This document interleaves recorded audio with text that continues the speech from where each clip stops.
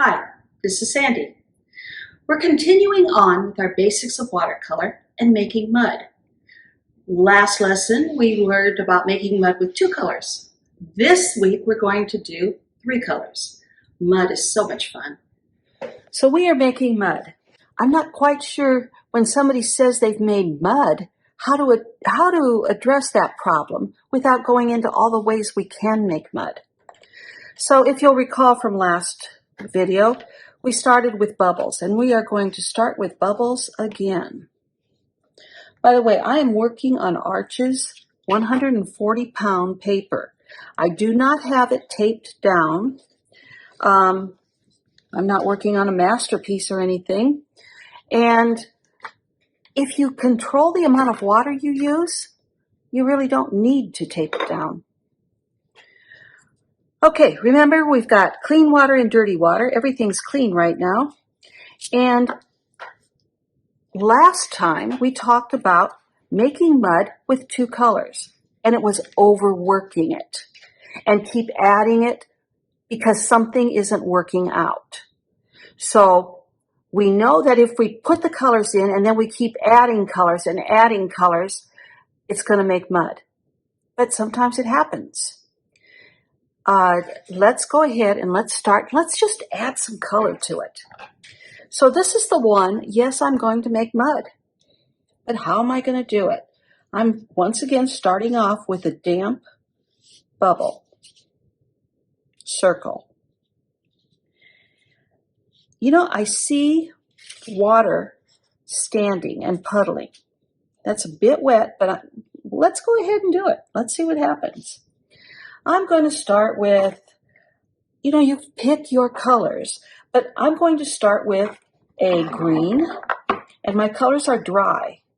So I've got to reconstitute them. I add water, stir it in there a little bit, and I'm just dropping it on the edge. But I'm going to show you another way to make mud. Let's paint it. Okay, that's not mud, but it's pretty color. Rinse your brush. That'll be my dirty water. Dip it in the clean water. And let's move on to, purple. I'm using a vibrant purple. It's not a dull purple. And once again, I'm going to paint my color on. And I don't want that there. I'm going to put it there. Yeah, maybe I'll paint it up a little bit more here. So I am now mixing the colors on here with my brush. I think I'll get one more color. Rinse my brush in the dirty water, pick up some clean water. And I think I'm going to go, with yellow. We haven't done a yellow yet. So I'm going to go with a yellow medium. This is a cadmium yellow. The other 2 colors aren't cadmium, but we're going to use cadmium yellow. Okay, now I'm going to paint.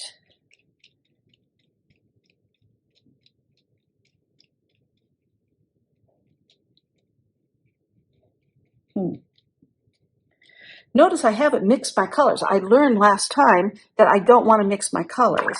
Rinse my brush in my dirty water, pick up my clean water. But I need to let them run a little bit.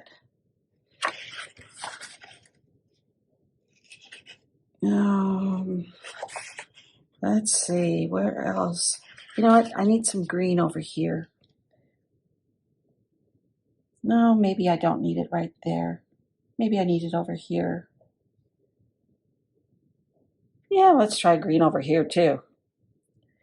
Rinse my brush. Whoops.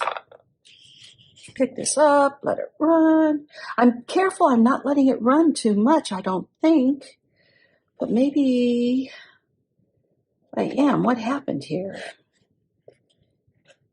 I'm hitting a dead spot. There's no paint, there's no water there to make it run, so I'm going to just paint on some water. There, now it'll run. Rinse it in the clean water. Okay, it's just not doing what I want it to do. So I don't know what I'm going to do. Maybe I'm going to, let's add another type of yellow. Maybe this bright yellow. Maybe that'll do it. Right over here. Oh, already that looks terrible.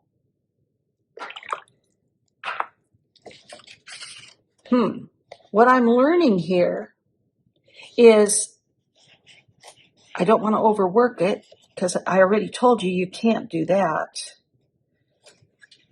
But that is not what I want. I know it's not what I want. I could keep adding color here over and over, and it's not what I want.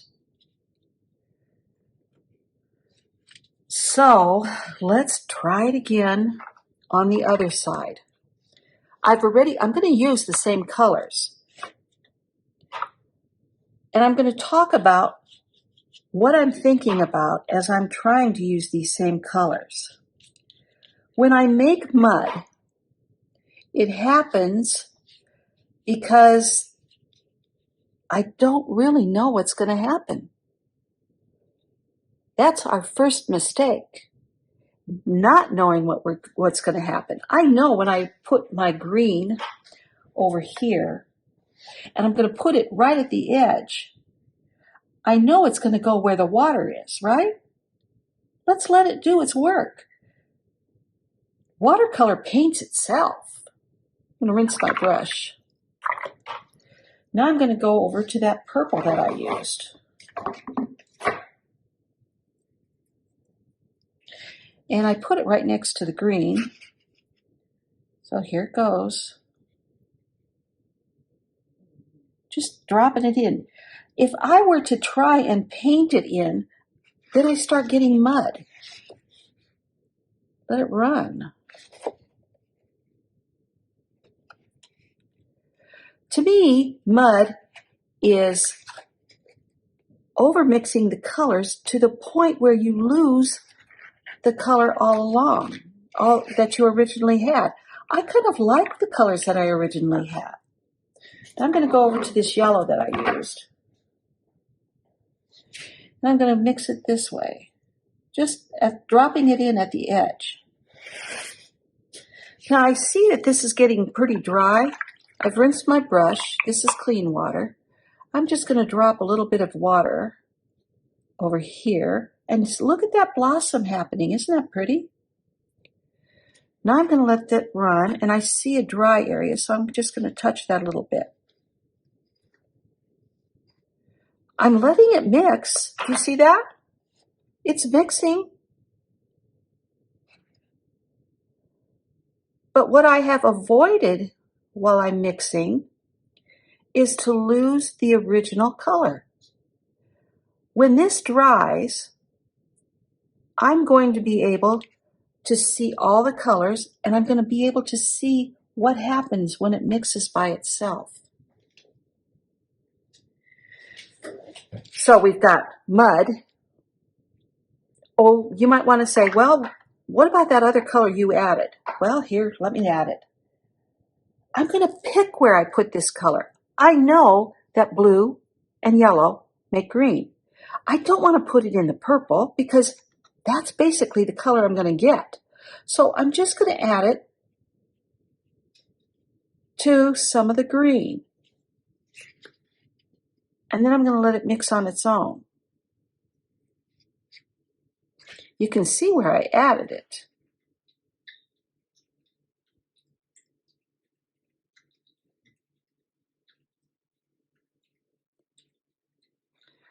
Put that down there so that green and that purple can mix a little bit more.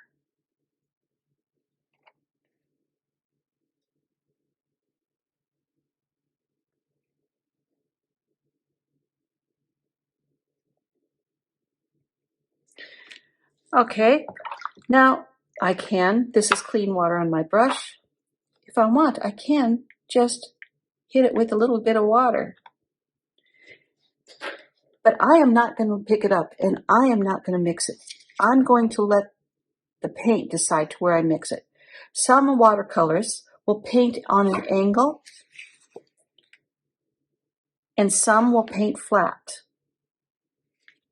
But either way, I'm going to let this dry the way it wants to dry, and then I'm going to analyze it.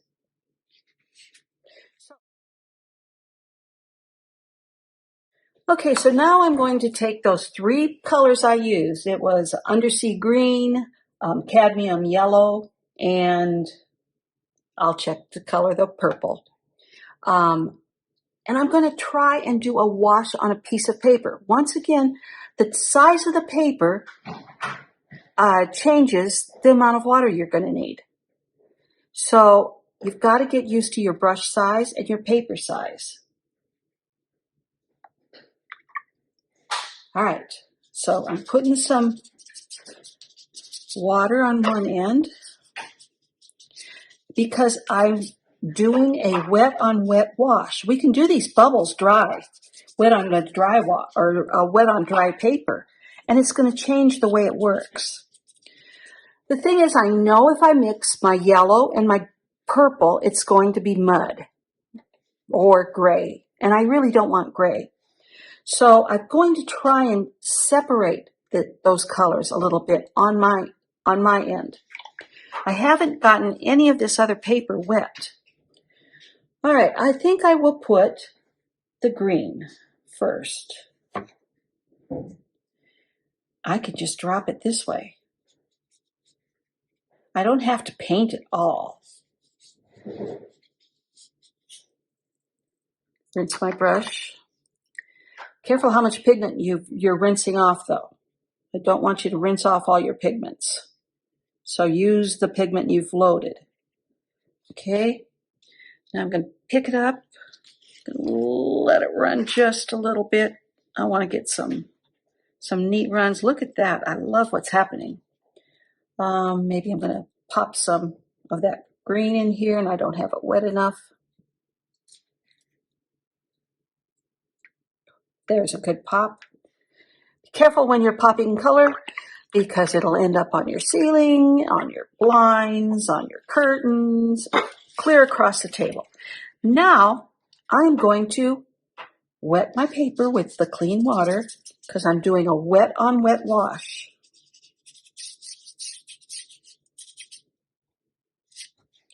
I'm going to leave the center again because I really don't want these colors mingling until I'm ready. Okay, now I'm going to turn this and get my purple going here. And just notice when I'm doing this, can you hear my brush on this paper? You can't. It's very soft. And I'm not holding the paintbrush down here, putting it on. I'm holding it way back here. Okay, I don't want to do too much because this is going to dry. Rinsing my brush, giving it some water here. I don't want to really go into that, but I want to get it a little bit wet. Some people use a spray bottle. Works real well too. Okay, now I'm going to take that yellow. I've got clean water, and I'm going to put some up here, and I'm going to put some down here. Notice I haven't really touched that part of it. Now I'm going to rinse my brush. I'm going to take just some water, and I'm going to tell it and then mix it right in here. I'm letting those colors mix now. So here we go.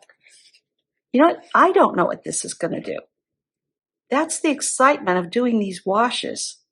I really don't know what these colors are going to do. The thing is, if you're painting on a painting, though, you want to know what your colors are going to do. So these washes that we're doing are the perfect way to find out. This is a little dry here. I'm going to go ahead and just let it give it some place to go. Remember I said this is a 140-pound paper that I'm working on. Just just adding a little water here and there. Now I'm going to turn it over, and I'm going to let it go diagonally.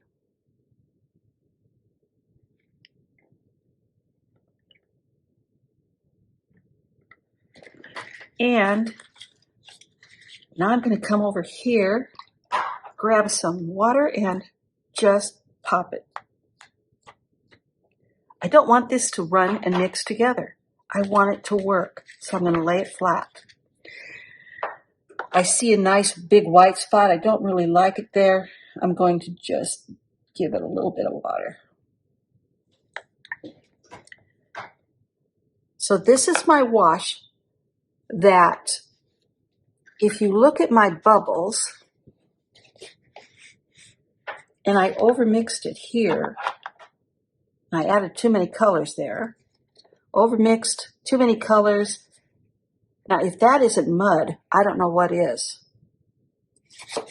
But even though I used the same colors here, I didn't get mud. But I can tell you right now, if I come in here while this is wet and I try to add more green, I have a good chance of making mud. You have to let this dry before you do anything else.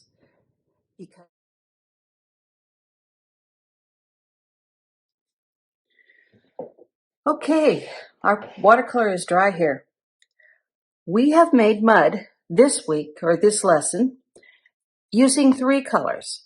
Last lesson, we made mud using 2 colors, just the complementary colors. I just put some colors in. You can pick any 3 colors you want.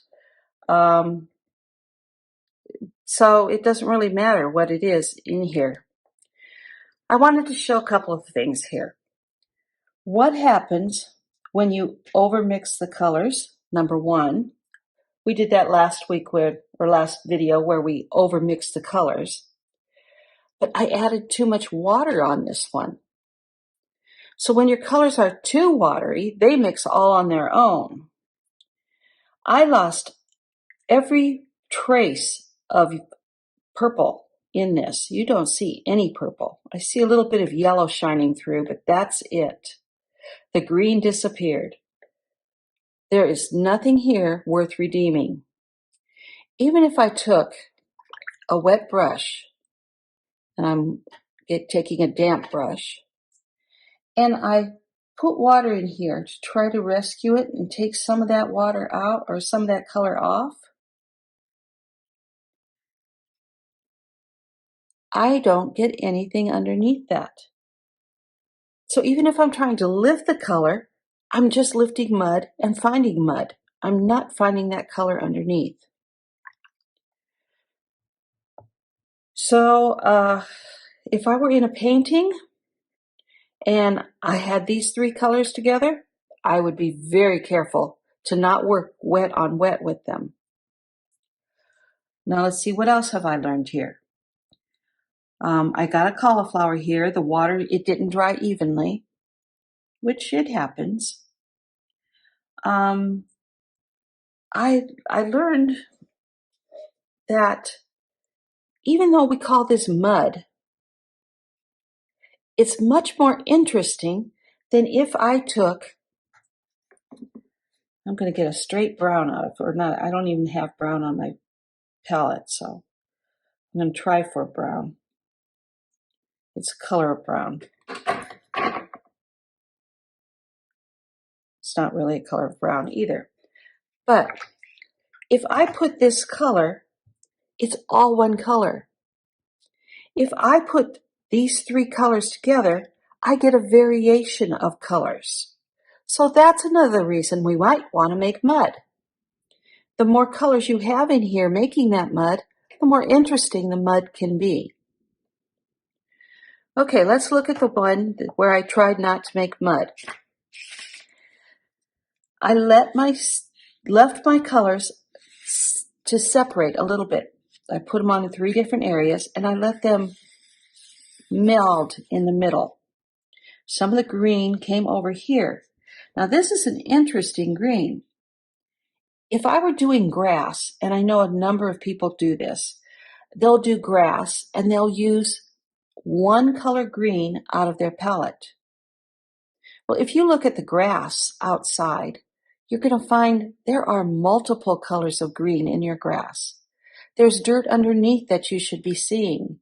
There's rock underneath that you might see. And this will give you that ability to see other things besides just green grass. Now you might think, what happened here? Well, if you go back to the video, I dropped water there. When I dropped water, it made mud because it took all of this and it overmixed it. I've got a bloom or a cauliflower here. I'm going to show you once again how to mix this or how to get rid of that if you want to. I kind of like it. Okay, go to the edge of it. I've got a damp brush, meaning I've got wet water, and I just keep wiping it on the edge to kind of get some of that water out. I could use a paper towel. If I used a paper towel and blotted it, I would be getting too much water out. Now, I'm not scrubbing the paper. I'm just rubbing one side to the other. You can't do this on wet paper where everything's equally wet because you're creating more blooms. Okay, so I picked up what was here and I've just pulled it into this muddier area. That sort of disappeared. That's the way you're going to have to work it if you want to get rid of it. If you don't want to get rid of it, and that's going to be a highlight, I can take and just wet it down a little bit. I'm not moving the paint. If I gently brush this color, I don't move the paint. It's when I start scrubbing it that the paint moves. So gently brush it. You can see a little bit of purple coming off of there now. So I gently brush that area. I'm going to go back to that green that I used, and I'm going to put it just at the edge. Not enough green. Just at the edge here.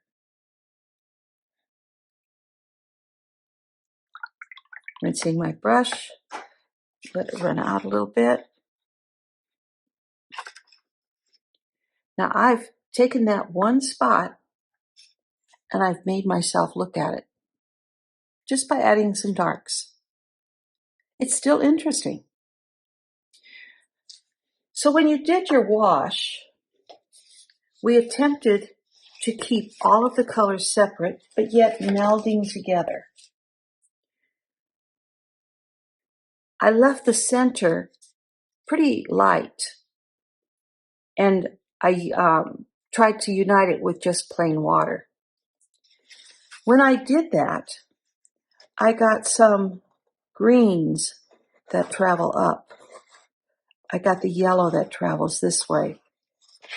If you look at this yellow traveling into the purple, you're seeing a different color there.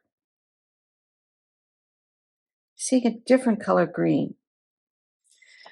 But what do I do with this wash? That's the biggest question. A lot of people have washes and think that they do nothing with them. There's nothing to do. But I can tell you, the washes are a learning experience. The washes teach you what your colors are going to do together. I can take a wash. Let's see, which wash will I take?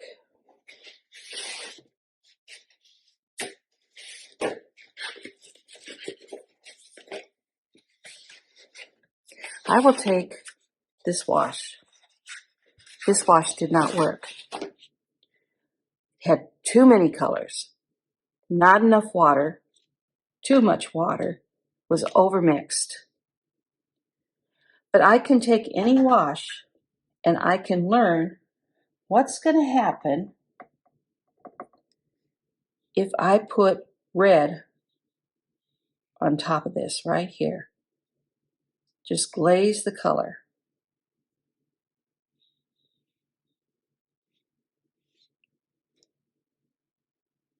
If I had tried to mix that red in to my wash, it would have all diffused and gotten muddy in spots.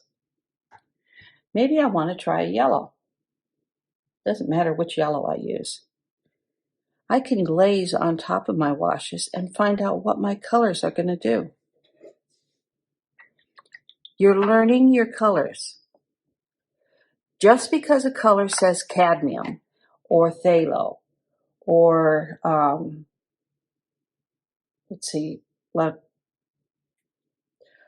dioxazine, doesn't mean they can't work together. It just means you have to know what's going to happen when they work together. So we're learning our washes. What are we going to do with this wash? If I turn it this way, I can see the sun, I can see clouds, I can see some, a hill maybe. You have to look at your washes and see what you see that can be done with it. I paint a lot of times on a wash. This isn't a waste of time. The wash itself is big enough. It's a 7 by 10 paper, and it's big enough that you can paint on it. So don't consider yourself wasting paper when you do these. You'll always be able to pick up this wash and think, I wonder what blue is going to look like on top of it. You'll be able to take and glaze that phthalo blue that we had. Let's glaze it this way. There's not a lot of water. There's pigment. One sweep. And you know that if you had a wash like this and you put phthalo blue on top of it, it would look pretty good. So don't get rid of your washes. Don't get rid of your bubbles. These are learning experiences.